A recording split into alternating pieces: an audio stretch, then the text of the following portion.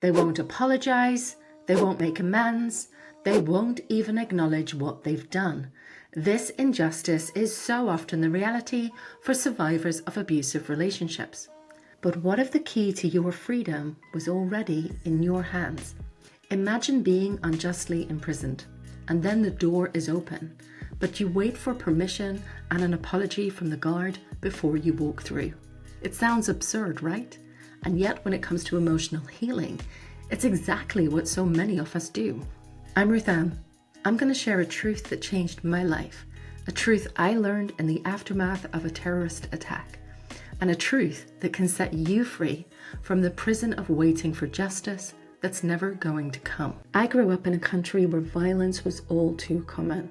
The shop I worked in as a teenager was damaged in a terrorist attack. And let me tell you, terrorists don't come to clean up their mess. They don't apologize and they don't put things right. But we did. Ordinary people who'd done nothing wrong, picked up the pieces and refused to be destroyed by someone else's evil deeds. And of course, many people in my community dealt with consequences far worse than a physical mess. What I learned from that experience, I carry with me today. Waiting for the person who caused harm to put things right is usually a hopeless cause. And it's the same when it comes to emotional abuse and betrayal in your closest relationships. It's natural to want the person who did the harm to at least acknowledge what they've done, if not apologize and make amends. But the painful truth and the reality that you may have to live with is that they may never do that. And that's where the sense of injustice can become its own prison. You find yourself waiting for acknowledgement, waiting for someone to apologize, to fix the damage they've done. But here's the good news. You don't have to wait for them. You can take healing into your hands.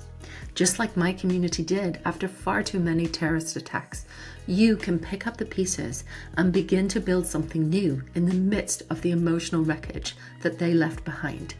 Not because it's fair and not because it's just, but because it's necessary for your freedom, your healing, and your recovery. The key is to stop waiting for the person who harmed you to give you closure or an apology or the justice that you deserve. You can walk out of that prison today, even if they never acknowledge the harm that they caused. Taking responsibility for healing and putting it in your hands is putting it in the hands of someone who's far more trustworthy and far more capable than someone who deliberately hurt, abused, or betrayed you. Let's talk about empowerment. I know it can feel like a really big word, and often when we think about empowerment, we think of someone who's super strong, standing on top of a mountain, celebrating their victories and their successes. But empowerment isn't really like that. Sometimes empowerment is just putting one foot in front of the other, day after day, just doing the next right thing, even when it feels incredibly difficult. Those small steps don't feel momentous, but over time they build up and they take you on quite a journey. Caring for yourself after you've been treated with cruelty and contempt by someone else is a radical act of empowerment. It's reclaiming your value in the face of those who tried to diminish it. But let's try to make it really concrete, like cleaning up after a terrorist attack, picking up the scattered products, sweeping up the broken glass, vacuuming the floor, tidying the displays until you're ready to put open for business on the door and welcome the world back in. So in the rest of this video, I'm going to give you 3 very practical steps that can help guide you through this process. And step 1 is what we just talked about, small practical steps. And you really can start these steps even when you're in the depths of despair. These are the tiny steps that begin to take you in the right direction. It might be eating a meal when eating is the last thing you feel like doing, but you know you need to nourish your body. It might be choosing to get up in the morning when all you want to do is stay in bed. It might be picking up the phone and connecting with a friend when your instinct is to hide away and isolate yourself from others. It might be asking for medical help when you've become so depressed you just can't function. It might be going to bed and trying to get a good night's sleep rather than doom scrolling and watching back-to-back YouTube videos about narcissists. But you do have permission to watch this video right till the end. These small actions can seem insignificant, even trivial, but they really are foundational, and they will be slowly taking you in the right direction, even if it feels like you're just plodding along and not getting very far. Step 2 is to begin to change your relationship with yourself. Now, the good news is you've already started this in step 1. If you started to feed your body, to give yourself sleep, to take care of your physical and mental health needs, you're already beginning to change the relationship that you have with yourself. And you can take this deeper by learning how to speak kindly to yourself. You may have spent years in an abusive relationship, absorbing someone else's criticism and contempt, and that leaves a mark. So a key part of empowerment is learning how to talk to yourself in non-abusive ways, to speak to yourself with kindness and respect and care. That means reminding yourself that you're worthy of respect, not just from other people, from yourself as well. And as you treat yourself with kindness, you can also open yourself up and reclaim small moments of joy in your everyday life. Reclaiming joy, even in small moments, is another act of empowerment. Letting yourself experience moments of peace, contentment, pleasure, and joy, despite everything that you've been through, is profound. It's a declaration that says, I am not defined by the evil that was done to me, by the harms that I've endured. I'm defined by the values that I hold dear, by peace, respect, dignity, care, pleasure, joy, and even fun. As you start to get to know yourself, maybe even for the first time, you'll be drawn to this step in the process because it involves connecting with others. Hopefully, this is going to involve nurturing relationships and friendships with people who are respectful, caring, and generous towards you. And leaning into those relationships can be a way to transform how you see yourself and your ability to trust other people.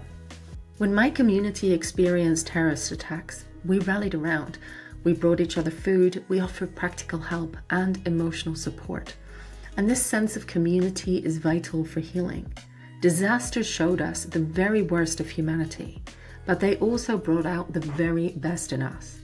And I think this sense of community is often sorely missing for survivors of abusive relationships, because the nature of abusive relationships is to be isolating and to create distance with friends and family outside of the relationship. We often think of empowerment as being about strong, independent individuals, but we're social creatures. We need each other. So a radical act of empowerment is to intentionally nurture, rebuild, or build for the first time healthy relationships and friendships.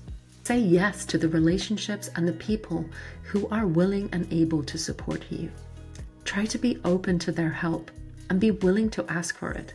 Don't push them away because you're ashamed of what you've been through or you feel like you don't deserve it. Welcome warmth, love, and support into your life.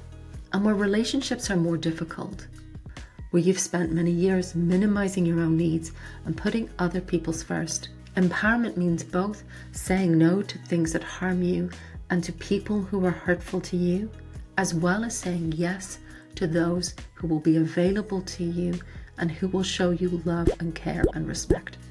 So as much as you may need to walk away from toxic patterns, you also need to intentionally walk towards and into healthier ones. I'm not saying that any of this is easy. Injustice cuts deep, and it's natural to want someone else to put things right.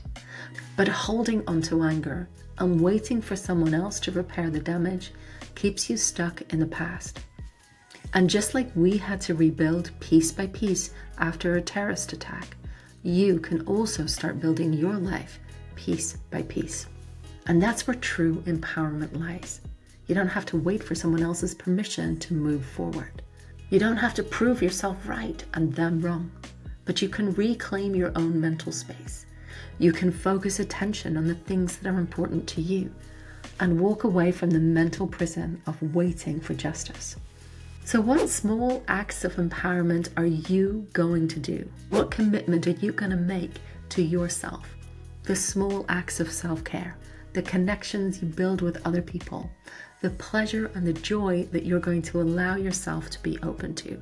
Go ahead and let me and each other know in the comments. And remember, each tiny step you take is a tiny step closer to reclaiming your life, your peace, and your power. And if you'd like to know how to transform your anger into a powerful tool for healing, check out this video next.